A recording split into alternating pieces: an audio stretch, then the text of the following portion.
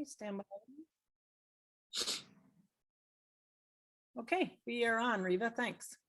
All right, well, I'll just turn it over to you, Kelly, for some opening remarks and summaries. Great, I think the really the thing that I want to express today is that tonight is just really an exciting night for people here and seeing that everybody has joined us for updates on where we are with our bill, our classification and Tim Hart classification, Pay and Equity Act, or better known as the TIMS Act. So there's quite a bit of stuff in the bill. It is HR 5631. And so it does have a bill, and it is being introduced by Joe Neguse. And so we are going to be talking, I'm not going to get into it right now, but we are going to be looking for state other sponsors, both Democrat and Republicans, for this bill. And so this is where all of you come in, is really contacting your elected officials within your state. So we are super excited for the work that's been done. And just so you know, all this information that got into this bill was really through a lot of surveys and a lot of feedback that really came from the field. So this is an important step forward as we really move towards legislation and reforms that really has not taken place in several decades. So our work is ongoing. We're far from over. Far from the finish line, but this is a huge step that you all should feel very, very proud of. You know, we can organize as Grassroots Wildland Firefighters, but it's really all of you that have come forward to tell your stories, to get involved and be part of this effort. Hence why we called it Grassroots. So excited to start rolling this out tonight with all of you. And again, just want to share my significant, sincere appreciation for the work that the people have done on Grassroots for their efforts, because we really have put in thousands and thousands of hours, volunteer hours. None of us are paid. And I really think that that's the beauty of our group as well, is that people feel extremely passionate about their work and they want to get involved in any sort of way, some small or large way. So this momentum has been building, and we're happy to roll this out to all of you tonight. So with that, Reva, I'll turn it back to you. Great, thanks, Kelly. I think probably everybody's really excited to hear more about the bill. So our colleague, Jonathan Golden, he's been doing a lot of pro bono work for us. He's really he and Michelle Hart are the push behind this and really getting the communications going with Representative Neguse and some of the other sponsors, Katie Porter and other sponsors. So I'm going to turn it over to Johnny. He's going to give an overview and then tell us what the next steps are and what we can all do to help. So go ahead, Johnny. Okay, I trust you all can hear me. Thank you so much for the opportunity to talk to you all tonight about Tim Hart Wildland Firefighter Classification and Pay Parity Act of 2021, also known as TIMS Act. You know, this bill is about 24 pages long, right? But we can kind of breeze over some of the main points of it, section by section. You know, section 1 being the title. Section 2 really is the need for to create a new classification and series. As you all know, federal wildland firefighters are currently classified as forestry technicians or range techs, and although our primary duties are fire suppression. So what this section hopes to establish is one or more new classification series to address the specific duties and skills associated with wildland firefighting. So we're looking to create a wildland firefighting series, as well as a pay scale in coordination with OPM and the Secretaries of Agriculture and Interior. One of the unique features about the bill is the election for members of the federal service to either stay as a forestry technician or join the Wildland Firefighter Series should this bill come to pass. And so that's kind of the first part of that. The second part of section 2 is really to make pay competitive. Currently, pay is not suitable for the risks that we ask firefighters to do. And what we're hoping to do is create a minimum pay that brings the base level, the entry level, the GS3s, current GS3s up to step 3 GS6 level on the general schedule. So, and that's adjusted by the pay locality as designated under the rest of the US for general schedule. States that have an annual raise for these positions shall be no less than inflation as determined by the consumer price index, right? And then another critical component is that compensation is comparable to non-federal firefighters. So what that is trying to ensure is that pay remains competitive with our cooperators. We should be the preeminent and premier wildland firefighting service that is offered for the United States public and taxpayers. On top of that is an expansion of hazardous duty pay. So we're looking to expand the utilization of hazardous duty to include work completed during prescribed fire, parachuting for those of us that are delivered to a fire via parachute, tree climbing over 20 feet, hazard tree removal, and other hazardous work as identified by the secretaries. Let's see, and on top of that, we're looking to reform the work schedules. So the current work schedule for federal wildland firefighters, as you all know, is unsustainable and doesn't really sufficiently support the physical and mental well-being of the wildland firefighting workforce.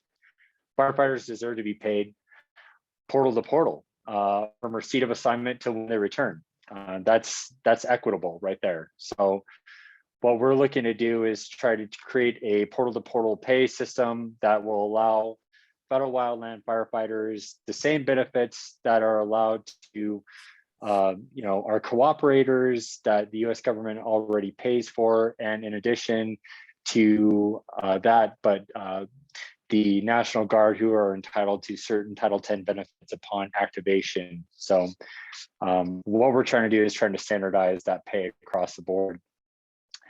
The other issue that we're hoping to remedy with Tim's Act is to provide stable housing. As many of you know, and myself formerly, many wildland firefighters live in one place and work at a duty station in another place. And sometimes that's really tough when you pay for rent back home and then you have to pay for rent where you're assigned to work. And it creates a transient workforce that at many times cannot find or afford access to housing. As we all know, a lot of these duty stations are remote. There isn't government housing. There isn't many private housing options available to temporary workforce. So many wildland firefighters are resorting to sleeping in their cars or tents, or they're milling their own lumber to build lean-tos while they're at station. So we're trying to set feet to the fire of the Secretaries of Interior and Agriculture to provide a housing allowance to any federal wildland firefighter deployed, assigned to a location that is more than 50 miles from their primary residence. This allowance, the hope is that this allowance will be made an amount determined appropriate by the secretaries and adjusted by the base of the cost of housing for that area. So stay tuned for that. And then also, support for career growth is another big part of Section 2.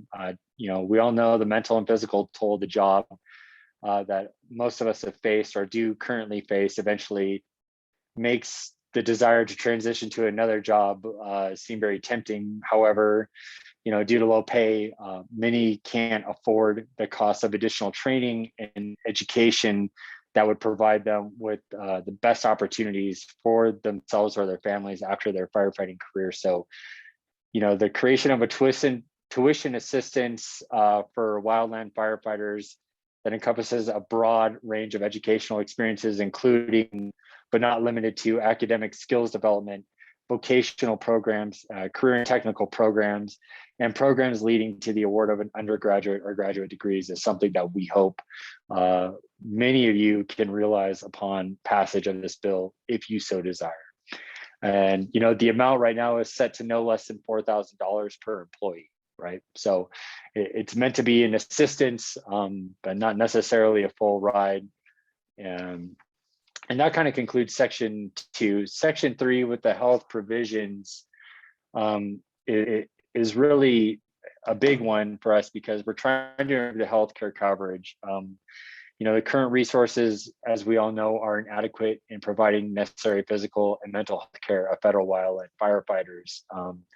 We know that the suicide rate in our community is high. We know that we have an increased rate of risk for cardiovascular disease and lung cancer. And so provisions in this section invest in research, programs, and improved health coverage to address these challenges. So creating a searchable database to be called the Federal Wildland Firefighter Cancer and Cardiovascular Disease Database in order to track chronic disease caused on the job through environmental exposure, through the lives of current and past wildland firefighters is one goal that we have set out in this legislation. The intent is to have the database being updated on an annual basis and have it to be used to develop recommendations on mitigation strategies to minimize exposure to environmental hazards for wildland firefighters. Another big component of this is the mental health programs. The secretaries are going to need to establish programs for federal wildland firefighters for mental health awareness and support. And this is including some sort of mental health awareness campaign, a mental health education and training program that includes onboarding curriculum, extensive peer-to-peer mental health support network for wildland firefighters, and retaining a larger pool of qualified mental health professionals, as well as creation of a new and distinct mental health support service specific to wildland firefighters and their immediate family. The secretaries are allowed to enter into partnerships or cooperative agreements with other federal agencies, as well as universities or nonprofit institutions in carrying out this program. So I think that's big. It's actually given the agencies and the departments resources to move forward and execute this program. On top of that, we have, wrote in the need to have a mental health leave. All too often we feel, married to our job and not really married to our families or our friends or our social networks back home. But this would establish that federal wildland firefighters are entitled to 7 consecutive days of mental health leave without loss or reduction of pay, which I think is a big win for the workforce and just gives folks the time they need to go home, reset beyond doing laundry, paying bills, and so forth. And as well as that, as many of you have seen, is the presumptive health coverage. It provides for presumptive health coverage to federal wildland firefighters for acute and chronic illness, including heart disease, lung disease, and cancer. And I'm sure if you've looked at the bill, there is a really long list of different cancers that are included that are due to environmental job-related exposures after 5 years of employment. Section 4 dives into retirement for firefighters with the objective to being securing retirement benefits. As you know, federal wildland firefighters are currently not allowed to credit temporary years of service to retirement. This effort goes back, to restore that from other groups as well as ours, and we're happy to get this out there. Many firefighters have served years in temporary positions, which causes the retirement age of most firefighters to be pushed back. What this section does, Section 4 allows for creating temporary years of retirement and ensuring injured wildland firefighters are kept in federal first responder retirement system and allows for overtime pay to be considered in annuity calculation. So continuation of firefighters pension coverage in case of injury. This allows for firefighters to remain in the federal first responder retirement system following a duty related injury if they are placed in another civil service position after returning to work. the temporary employee creditable service under FERS, where an employee's pay is not subject to retirement deductions, such a service under a temporary appointment. So all the 1039s, all your 1039 service as an employee, you shall be allowed to deposit payment for a period of that employment to credit to your retirement once you're receiving retirement deductions in pay. With disability, it provides that any federal wildland firefighter who suffers from a disease due to environmental job-related exposure after 12 months of service be considered disabled. And the high 3 annuity, big one, basic annuity is computed based on a federal employee's length of service and the high 3 average salary. As we know, the high 3 average pay is the highest average basic pay that's earned during any 3 consecutive years of service. But these 3 years are usually the final 3 years of service. But what we're saying in this legislation is that it can be an earlier period than your last 3 years. If basic pay was higher during previous time than your last 3 years, what the bill requires is that OPM will include all overtime for determining high 3 calculation for annuity pay, regardless of when in service that occurred. And finally, Section 5, it's really just about creating equity across the board for not just us, but for the few that are in the 0081 Structure Fire Series with the DoD and Veterans Affairs. So, that's kind of the bill at the 30,000 foot level. I'm sure there'll be more questions later on, but what's really next for the bill is that it has been introduced in the House. It's been referred to 3 committees: the House Oversight Reforms Committee, the House Natural Resources Committee, and the House Ag Committee. House Natural Resources Committee has scheduled a hearing for October 27th, where the Forest Service will be on the first witness panel, and the second witness panel or testimony panel will be Luke Mayfield and Kelly Martin from Grassroots Wildland Firefighters, and then a third that is yet to be determined. We're not quite sure who that third one is yet, but on October 27th, Kelly and Luke will be testifying before House Natural Resources Committee. We have a really good feeling that this bill will get through committee fast and be available to the House at large to take up and vote on. In the meantime, we are working on a Senate companion bill. It'll be nearly identical language. We've had interest from both Republicans and Democrats in the Senate on the language of this bill, which is promising because we've had both Republicans and Democrats within the House sharing interest in this bill. And so, I don't want to overpromise, but I think the overall interest in this bill from both parties is really good. It's very promising. As you all know, or you don't know, this is just the bill that's introduced. It's a negotiation. Some people, members in Congress will want to see things either, buffed up or trimmed down, and that's yet to be seen. I don't know what any of those would be, but I just want to make people aware and prepared that this may not be the final version of what gets passed, if it gets passed. We're happy to have a lot of support from a lot of different groups: National Smoke Jumpers Association, U.S. Hotshot Association, NIFI, IAFF, members of the Veterans of Foreign Wars, Mystery Ranch, former members of the U.S. Forest Service that served in high up positions are on board with supporting this piece of legislation. We feel that this is a really good follow-up step from what the administration came out with earlier this year in bumping pay to $15 an hour. This is a good follow-up step from the budget and infrastructure bill that has been introduced in Congress. And really now what the next steps is, it's no longer time to to sit on your hands.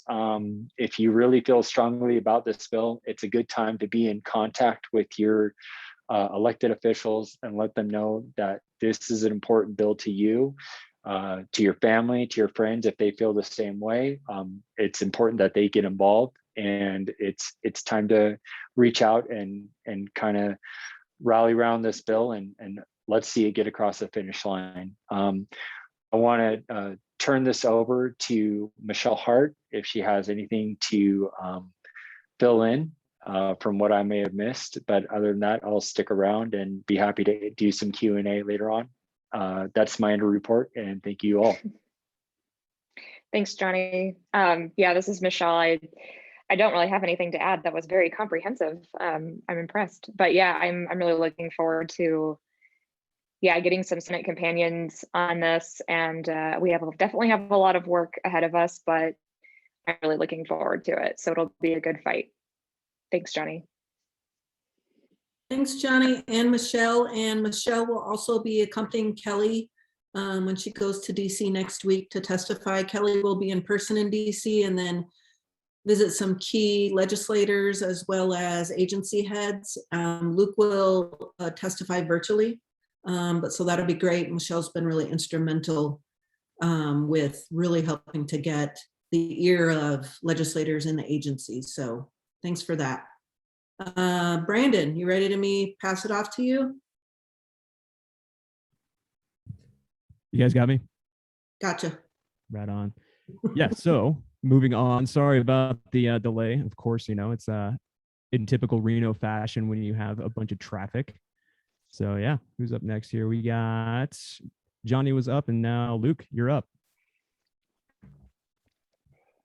I'll try to keep it short. I just, again, want to echo the sentiments of Kelly, Riva, and then Johnny's very comprehensive rundown of Tim's Act. In the fall of 2019 and prior to, but this was nothing but an idea, and it's turned into a movement comprised of thousands of people and turned into a bill that's been filed and named, obviously, the Tim Hart Wildland Firefighter Classification and Pay Parity Act of 2021. And it's awesome. Beyond my wildest dreams, initial intent was to create a platform to create a educational platform to provide a unified voice for a movement and for needed change. And to see what it is today is amazing and beyond anything that I could have hoped for or thought of. I couldn't be more grateful to Michelle, Johnny, all the folks involved in Grassroots, and now's the time, now that this is an official filed bill going to testimony, looking for Senate co-sponsors, all of these next steps. Now's the time to really show what this fire community is capable of, and what we can do as far as coming together as a community, speaking with one message, one voice, to see change happen for the benefit of the folks that are on the ground and in fire, primary and secondary. And that's what I got. So with that, I'll turn it back to Brandon, but I couldn't be more stoked, and I am a little upset that Booz and Brandon didn't give me an invite, but thank you all. I'm eternally grateful, and yeah, that's all I got. Hey, Mayfield, you got to have hair to be at this party. Wait a second. Sorry there, Mayfield. Yeah, missed the invite, but we sent a memo out to you for like a month ago. But anyways, so we got a lot of good stuff happening on the legislative agenda, and yeah, like Luke said, it's beyond the wildest dreams. That I'm pretty sure like everybody in this group is thinking along the same lines. So with that being said, up next we've got Riva. Take it away. Hey, thanks guys. Hello again from me. I'll just go over some business stuff that's in my lane in the organization. We've been working really hard at getting our nonprofit status through. we've been working with the Center for Nonprofit Law. It's just what it sounds. It's a group of lawyers that support nonprofit organizations. And they've really been instrumental in helping us get our bylaws established and some other key documents that make us, legitimate, valid, and will allow us to do some fundraising and some other things like that. So we've had to spend some money on that. Money well spent. We are also looking at improving our website, getting some tools there. Our social guys, we'll talk about that later. But yeah, we're just trying to get pretty much our I's dotted, our T's crossed with our organization. It was filed as a 501(c), quite a while ago, but it has to get through the process, and we haven't gotten our official blessing, but we can still operate as that such. It doesn't prohibit us from operating as a 501(c). We've got some really good fundraising things in the works. Can't give you too much information, but we've had some groups reach out to us that want to fundraise for us. And we're in the process of getting some formalities done with that. That'll help us a lot too. Because, this bill, while it's very exciting and it looks very favorable, there's still a lot of work to do. So this is the long haul, as we keep telling everybody, this is a adventure race. It's not a sprint. There's going to be a lot of work to do. And so we want to make sure that we're solvent, that we can continue to provide that work, that necessary work. I did want to say that we meet regularly with the Forest Service Fire Director and DOI Fire Directors and the Office of Wildland Fire. And our last meeting was 3 weeks ago, I think, and everybody was at the table on the call, had all the agencies represented, and every one of them without fail is supportive of what we're doing. There are people within the agencies at high levels who also are supportive of these changes that we're making. They were actually allowed to review the bill language and provide comments. And the Forest Service only made 2 very minor comments. They also allowed OPM to look at it. And I will tell you that OPM is going to be the biggest hurdle, which shouldn't surprise anybody who's been in this job long enough. OPM has not been favorable when these kinds of changes have tried to come from within the agency before. But again, we got a lot of people supporting us, and we're up for the task. I did want to also mention that Johnny talked about a lot of the supporters of the bill. There are a few others worth mentioning that Johnny forgot: the Wildland Firefighter Foundation, the Eric Marsh Foundation.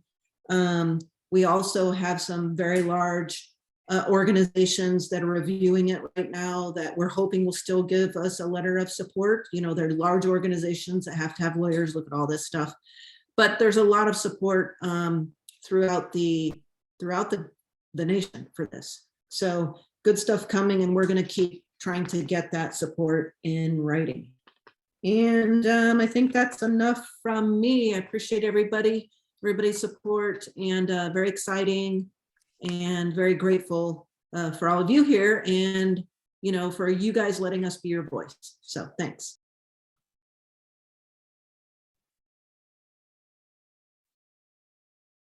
All right, thank you, Riva. Dutch, you're up next. Well, thank you, fellas. I'm not going to be able to join your band either, but hopefully Luke and I can take the show on the road and go from there. So my name is Pete Dutchick. I go by Dutch. I am the chair of the Comprehensive Health and Wellbeing Subcommittee. A large part of the grassroots movement and where this came from, there's a lot of us that have lost friends along the way, be it to fire, to suicide, to cancer, and as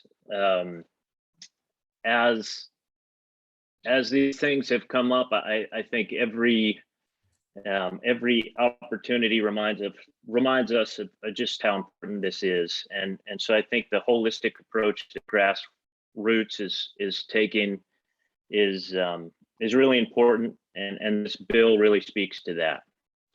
Awesome segue there, Brandon, to talk about families and and the Partners Perspective Survey. So, along the way, the subcommittee's really been focused on mental health and things like smoke exposure and some of the long-term health effects from a career on the job. So, with that, we felt a really important piece to this is the families, and quite frankly, really the most important piece. And in looking through data, we really didn't have much to go by. So we launched the Partners Perspective Survey, and we had 1,841 respondents or participants that were partners of federal wildland firefighters or forestry techs or range techs. Some of those also were in dual career, which means both were working in the federal service. So, from that, really being able to put some numbers and some data behind some of these issues, along with well over 1,000 quotes and narratives from partners. So we're just really grateful for everyone that took the time to do that. And with that, I think it really tells a story, and you'll see some of that story in what we're asking for in the bill. And I know Johnny went over it, but in particular, especially as you're looking at the things from the housing stipend, housing and cost was an issue. Obviously, the financial stress that's placed on us from low wages is a huge issue. Just getting paid a living wage schedule and having to work, well over 1,000 hours overtime just to try to pay the bills. And of course, that translates into time away from loved ones, which is a critical piece to this.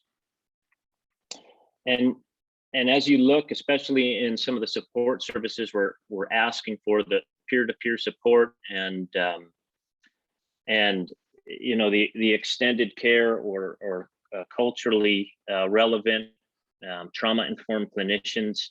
You'll see that immediate families have been added to both of those asks, and we feel that is critical. So we are creating change. We are making a change. These are meaningful reforms, and really that partner survey speaks to that. So again, I know I've thanked the respondents and the participants. I also want to thank everybody on the Comprehensive Health and Wellbeing Subcommittee for those that came up with the original idea and help with some of the original questions and then had to go on fires all summer, and to those that stepped in and really picked up and helped get that launched out there, analyze the data, come up with the infographics, everything. It was a huge lift. So thanks to everybody that was involved in that. And again, thanks to all of you. The other piece, as we were looking at things like smoke exposure, just huge thanks to all the subject matter experts that we've reached out to, both externally and throughout, to the folks within the agencies that we've been working with to try to understand programs in place. We do know there are currently some large changes in the right direction with some of the EAP program and making sure that the temporary employees are covered. Sounds like up to 6 months, and to help streamline some of the process. So we see a lot of positive changes coming, and we hope to be involved in some of those discussions to try to focus on the long-term health of our workforce. And again, going back to some of the presumptive factors with cancer and cardiovascular disease, that is such a huge piece to get added onto this bill. If you've been around long enough or looked online, you can just see the GoFundMe's for folks that are struggling or have passed away from cancer. Same thing with heart attacks at early ages, and everything that comes along with the effects of a lifetime or even a few years in fire. So we're really grateful for that, to everyone that's helped. All the structure departments, major structure departments we've worked with, pick their brain on this. So we're grateful. We'll continue to seek out the data and push these things forward, and just entirely grateful for the effort and for everyone out in the field this summer getting it done. I think those are the major updates we have up to now. And like everyone's saying, contact your representative and keep pushing this forward. We've got momentum. There's a lot of hope in the air. Let's keep pushing this thing forward. Thanks, everyone, and I will turn it back over to the band of three there, or 2.5. Big 2.5. I mean, he's pretty big. So yeah. Anyways, yeah, thanks, Dutch. Appreciate your updates. Also, just a heads up for everybody else who's listening, we do have more surveys that we are working on, so expect some more coming down the pipeline soon. That being said, we've got Smoke Jumper Bro up next. Hey everyone, how's it going? I'm going to go over the website really quick. We have updates there. I'm going to share my screen. Looks like you guys can see it. So going back to the home page here, obviously the big news is Tim's Act got introduced, and so I just put it on top, and I'll get to that in a second. Some of the other updates that I want to talk about first are we have a briefing paper for presumptive health coverage, mental health program expansion, briefing paper on that, and a workforce expansion briefing paper. These are all products we've put out that people have worked on, and it's just something that, if we can educate ourselves on it, we can speak, forcefully, and it just makes us a better advocates for ourselves. This happened a little while ago. Actually, Representative Neguse and Porter added a couple of amendments into the National Defense Authorization Act. So that was a big deal. And then down here, I think since the last monthly update we've had, the partner survey is available. Probably all of you guys have seen it, but if it's, something to be familiar with for sure. And there's that page for that. And you can click on this and just download the whole survey results. So going to Tim's page, this is, we wanted this to be kind of a one-stop shop for all the info that anybody needs on this bill. You can download the full bill text here and read that. The fact sheet came from Neguse's office, and it goes over a lot of the stuff, a lot of quotes and everything. And then the actual bill website. And this is where, you'll find updates. And we're actually going to get some software put on our website that'll have a bill tracker and some other things coming pretty soon, which will just kind of scrape all the info off this page. And that'll be on here. So currently we've got, Joe Neguse is the original co-sponsor, and then, we have, or the original sponsor, and then we've got 3 co-sponsors. We added some statements of support. And, this is kind of, I just kind of read through the bill and wrote this part up. It's just kind of like what's in it. And it's just pretty simple. But like what Johnny said, everything changes. And then these are just kind of like, if you're looking at it, like, how will this impact a firefighter? Well, currently, a GS3 is at $13.45 an hour. In a 6-month season, they're really only guaranteed, they're not really guaranteed anything, but 1039 hours gets you about under 15,000. And if they were to change the wage to what they're proposing, it would be a little over 20,000. And that's base pay. We all know you get overtime and hazard pay. And then on a typical 14-day assignment, this is all overtime and hazard pay for a GS3, a little over $4,000, and that would bump up closer to 11. So big difference for firefighters on the ground. And these are very simplistic, obviously. And then, you know, media coverage, this just kind of shows the kind of coverage we're getting. I'm trying to collect pretty much any article that talks about the bill. So the Gazette in Colorado Springs did a write-up on it. It's pretty good. There's a news story they went on air on NBC in Sacramento. You can watch the video, and there's a story right here. NBC News National did a story on it. And then here's the actual press call from the day they introduced it, from Negus and Salud Carvajal was on there as well. So that's kind of this page, and I think it's important to know, you know, who the act is named for, Tim Hart. This is a little bit about him, and I'll probably link to some different pages where you can learn more about Tim. And then Michelle has a really awesome op-ed that was in USA Today, and then you can read that here. It's really great. And then, so kind of one of the next things, obviously everybody's trying to figure out what to do next, right? It got introduced, how do we advocate for this bill? And, you know, our comms team will talk more about that later, so I don't want to get too much into it, but you're going to start seeing some tools on our website that's going to help us advocate for this bill. And, you know, right now I would just, you know, get your Twitter account, you know, up to date, and whatever other social medias you have. So this isn't as up to date as it needs to be. And I'm guessing we're going to have something in the works for next week's testimony where Kelly and Luke are, I mean, honestly doing God's work on that, giving their own testimonies. So the Get Involved page has changed. And this is kind of a placeholder that we have now. We changed the language in here. You know, this is the kind of the message to copy. You know, advocating for Tim's Act, and then, you know, who's my senator? You can look them up, and it's the same with who's my representative. And we have a list, and you know, the list kind of comes and goes. If you know, I keep hearing that it's not as robust, but you honestly, there's, you know, 500 some people, so it's kind of too many. Other things on here to look at. Our monthly update will be posted here in our monthly updates. I haven't posted the latest ones. It's just, I'm just coming out of fire season, so we're trying to get back in. I'm trying to get back into the swing of things.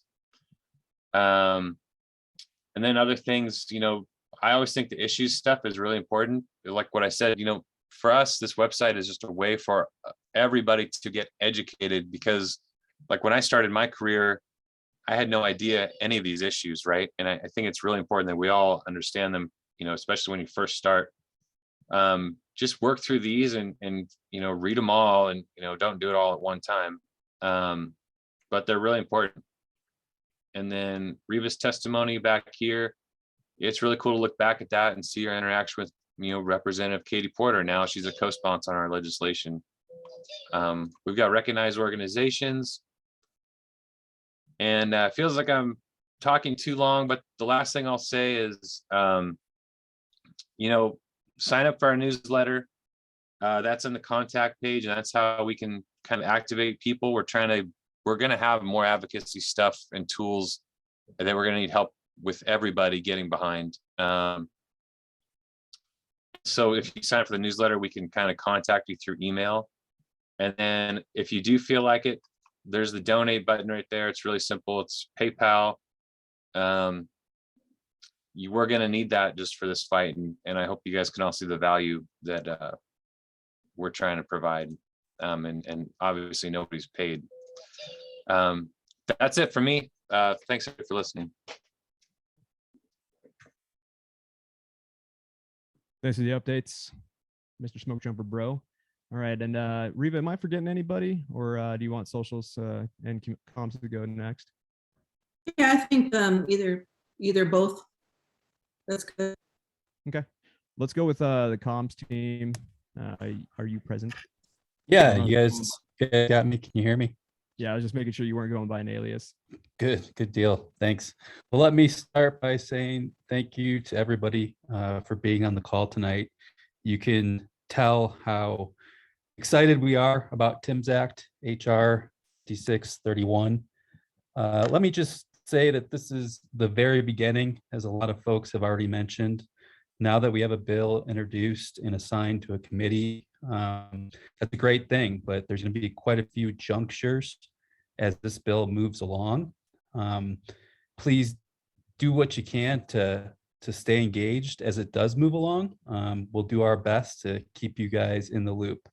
And one of the best ways to do that is to be signed up to get our e-newsletter. Smoke Jumper Bro does a great job of getting information out in a timely manner, making sure folks know what's going on.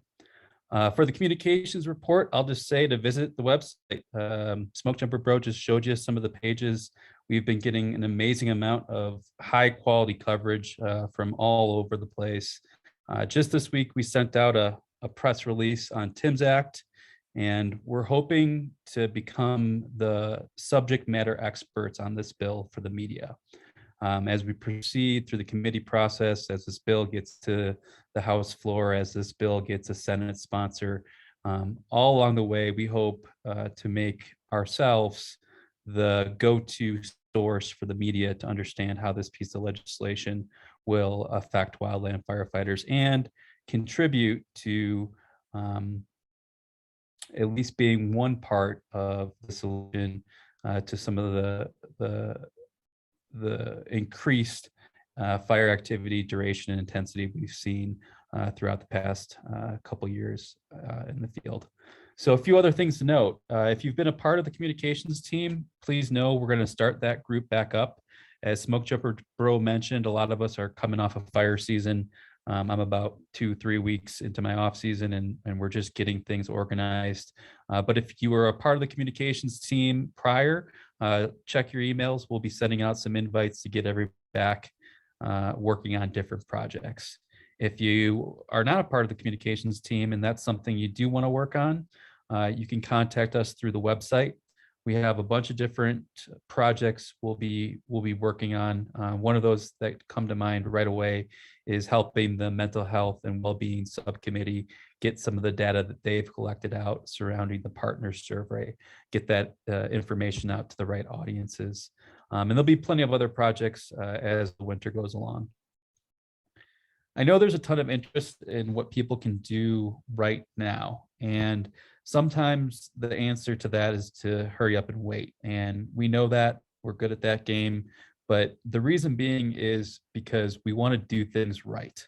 We want to make sure that any campaign that we stand up, any advocacy campaign that we put into place is going to be effective, is going to be a good use of everybody's time, and is going to be something that when we ask of it of you, you feel like it's a good use of your time. So stand by. We have some exciting developments that are in place to try to make sure that members of Congress, friends and family, firefighters that we work with, anybody that needs to know about Tim's Act, that they find out, that they know, that they support it. So stand by, be a part of the e-newsletter, follow us on Instagram.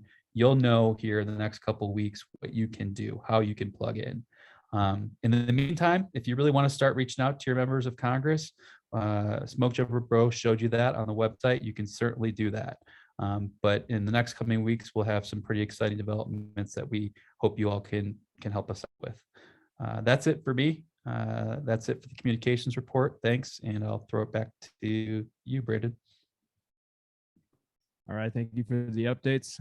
I'll take over socials, the social media front here. As far as our socials, we're doing pretty good. It's going to get a lot easier for us to post links to all of our articles and our monthly meetings, because now we have the ability to post links directly to our story, and all you have to do is just tap that little button and it'll take you directly to the link. So I just want to say thank you to everybody who pushed the Grassroots social media organically. It's kind of wild that you have over 10,000 followers in a little less than a year. So this thing is definitely blowing up and it's definitely effective. So keep doing what you're doing.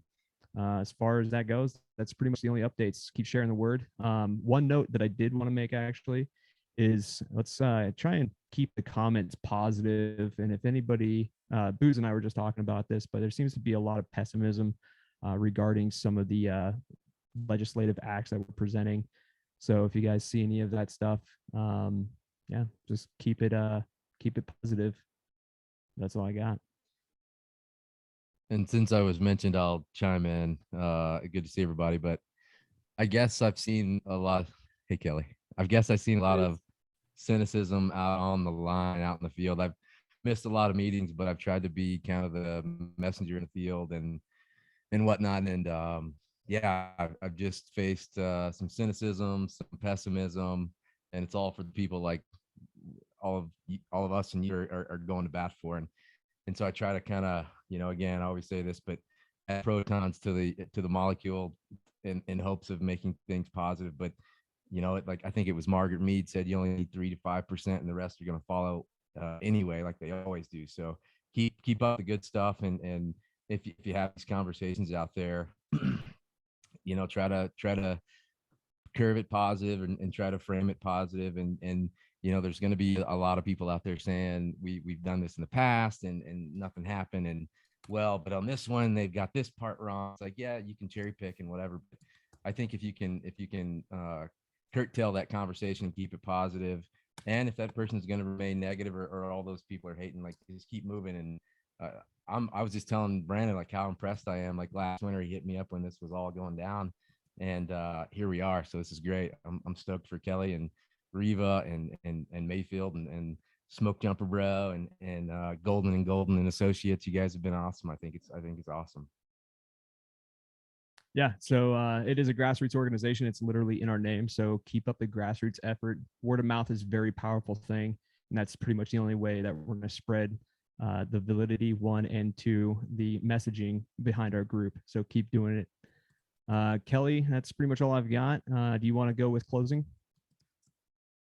I'll do the closing after the question and answer, but I haven't been watching real close in the chat. I want to stop the recording here at some point, so we can go on with the questions. So if there's anything for the good of the order while we're still on recording mode, let's hear it, and then we'll drop off on the recording mode and start our dialogue.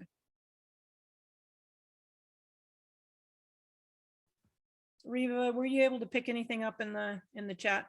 Everything's gotten answered that was in the chat. So yeah. Good. Anybody want to? Oh, Andy, go ahead. I see a hand raised there. Yeah, I've got one quick question, and Riva, you and I were chatting about this last night. I just want to make sure that as of right now, if we're all writing our congressmen, that are we writing them in support of the bill, or at this point, are we writing them hoping they will contact their colleagues in the committee to move it past committee? Good question. Johnny, you want to take that? Okay, is Johnny still on? Yeah, I'm still here. I honestly don't see any issue with it getting past House Natural Resources Committee, since Rep. Nagoose is the chair of the Public Land Subcommittee, and Representative Grijalva of Arizona presides over the committee as a whole, right? Representative Abigail Spanberger, who sits over conservation and forestry for ag, will more than likely support this bill and get it to full committee. And that should be an issue as well there. And same with Oversight Reform. Katie Porter sits on Oversight Reform Committee, and I don't think it's going to be an issue. I mean, this is an administration mandate, right? To make sure that federal wildland firefighters are taken care of. I don't see a lot of roadblocks presenting themselves in the House at the moment. It's just a matter of building, that bipartisan consensus into the Senate, which as of now, all indications are opening up that it looks fine. And it seems like the Homeland Security and Government Affairs Committee might preside over the bill in the Senate. And there's been interest already from members in that committee on taking it on. So, I think that unfortunately, I think Congress has two other big hurdles, budget and infrastructure, to clear. And that's taking a lot of the oxygen and the space there.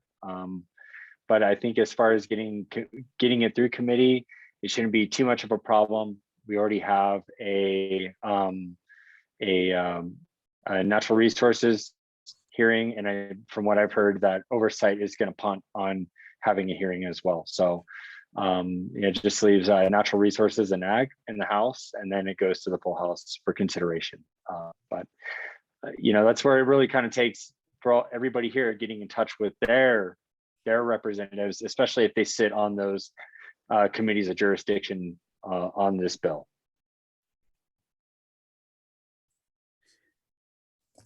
I just wanted to echo what Jonathan's saying. That's all really good stuff. And Andy, to answer your question a little bit more in depth as well, we don't necessarily have a strategy yet. That's something that we're working on right now as to who we want to make sure is getting a ton of correspondence from wildland firefighters, who we want getting a ton of correspondence from wildland firefighter families. Those are details that we're working out, and we're developing tools that we can just make things really streamlined and easy for folks to reach out. But like we said, in the meantime, if folks want to reach out to their individual member, say, hey, would you sponsor this bill if they're in the House of Representatives? Once it's in the Senate, we can ask for the same thing. Or, hey, would you support this bill once it eventually makes it to the floor? Those are the things that if you want to contact your member right now, you can say. But here shortly in the next couple of weeks, we'll have a real strategy in place to make sure that we're sending a lot of correspondence from firefighters to the right elected officials that need to hear from us. Does that make sense, Andy?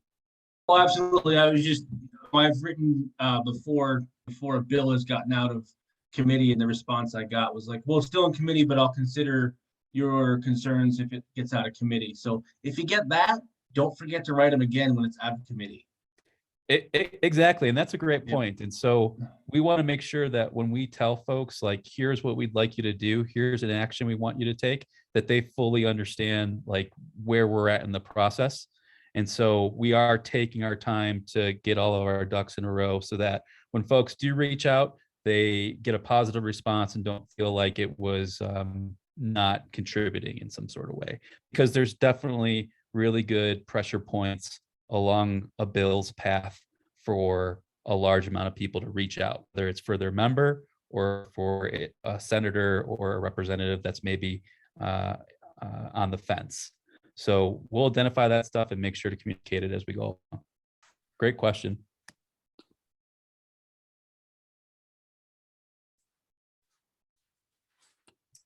Okay, any other questions? And I will, I jotted down a couple of notes, so I think I will at least kind of emphasize some of the things that we're working on right now, that we want to make sure that everybody knows when you leave tonight. These are the important things that we would like you to do and be a part of. Next week is our testimony in front of the House Committee. I believe it's National Parks, Forest, and Public Lands. It's a subcommittee of the Natural Resource Committee within the House. It will be streamed live, I believe, on YouTube. I'm not totally positive about that, but maybe Jonathan or others might have a link to that testimony. Luke will be linked in remote, and I will be flying to DC on Monday, like what's already been said. So I really hope to have an opportunity to meet with, elected officials and stakeholders while I'm in DC, so that people can really better understand the specifics in the bill. So we're excited about that. As folks have mentioned before, there's a tremendous amount of interest in creating a Senate companion bill. That hasn't happened yet, but again, really great motivation by a lot of senators. And again, this is both Republicans and Democrats. So we feel really, really good about this bipartisan effort. And so I think that's really the key to what this bill is. The TIMS Act is HR 5631. If you haven't done so, you can kind of track the bill progress. I think it's on congress.gov. That's a good way to kind of see what's going on with that bill. As Jonathan had mentioned, negotiations are still ongoing. Again, this is what happened this week is the bill was dropped, and that's where it drops in a box within the House and then is assigned a number. So fortunately, we do have a a number. And as folks have mentioned, it's been referred to House Oversight, Ag, and Natural Resources. So could end up in one of those legislative sessions in the not too distant future. Follow-up steps have been all very positive. Like we've said, lots of work ahead of us, and this is where your work comes in, is contacting your elected officials within the state where you live. Family and friends can certainly do that within the state where you live as well. We've been told over and over that your elected officials really love to hear personal stories. So when you do find that link on our website to your elected officials in the different states, be sure to just put in a paragraph there about why this is so important and why we really want your elected officials to support this bill. And it's probably not too early to even contact your senators, even though it hasn't been introduced in the Senate yet. Let's see. At some point, we are going to be asking for additional co-sponsors from both Republicans and Democrats, which was really great to see Nagoose come out with a co-sponsor, Republican co-sponsor of Liz Cheney. And then the last thing, I think I just want to reemphasize that Grassroots is just that. You know, we are here tonight as a grassroots organization. We've taken your feedback, we've taken your comments, we've taken your surveys and posted your surveys. So this is really truly the momentum behind our group. And like Luke said, we could have never imagined that we'd be in this place of advocacy and recommending reforms. But the unique thing that we have going for us is that all of our folks have sat in the position, have come up through the ranks as a wildland firefighter. So there's a tremendous amount of credibility there within our organization that, you know, we are representing to the best of our ability, the boots on the ground, and that by stepping into these positions throughout our career, and also being an educational platform for elected officials and the media. So we can do things within our organization that a lot of other groups can't. And we're also, again, engaged with the Forest Service and the Department of Interior bureaus such as the Park Service, Bureau of Land Management, BIA, Bureau of Indian Affairs, and Fish and Wildlife Service. All been very, very positive in terms of supporting our work and keeping the communication open. There's probably things that we can't always see, and having that open and honest feedback with senior leaders in DC has all been very, very positive. So take heart that there's a lot of people that are watching all of us and also listening to your stories. So again, we wouldn't be here without all of you telling your stories, being brave about where the tripwires still are. And Booz is right. Booz and Brandon is that, you know, we're really doing the best we can to stay positive. Yes, we've plowed this ground before, maybe 20 years ago, but we really feel that we're an outside advocacy educational group that is really making a difference. So that's I think that's what keeps a lot of us going and coming back week after week, and meeting on a weekly basis and meeting with you on a monthly basis so we can keep you up to date. So again, more will be forthcoming. I appreciate any comments that you might have on fundraising and donations. You know, we'll be working towards that. There are costs associated with travel, websites, lawyer fees, things like that. So there is a place to, you know, provide donations on our website, but we are going to be working with others that really want to help us out with our fundraising efforts. So hats off to all of you. And I really want to personally thank all the people that have been involved in Grassroots as board members for the last 2 years. It's been a real pleasure working with everybody and really seeing a lot of really, really great work, and now seeing it before the House and being submitted by Joe Nagoose. So tremendous effort. Really proud of all that work and all the work going on behind the scenes. And you just have no idea the work that's being done, but just know that there's a lot of passionate people that feel really, really good at that. This is our time. So thank you very much. And with that, Reva, I think, and Booz and Micah, I think I'm going to stop the recording. That'd be good.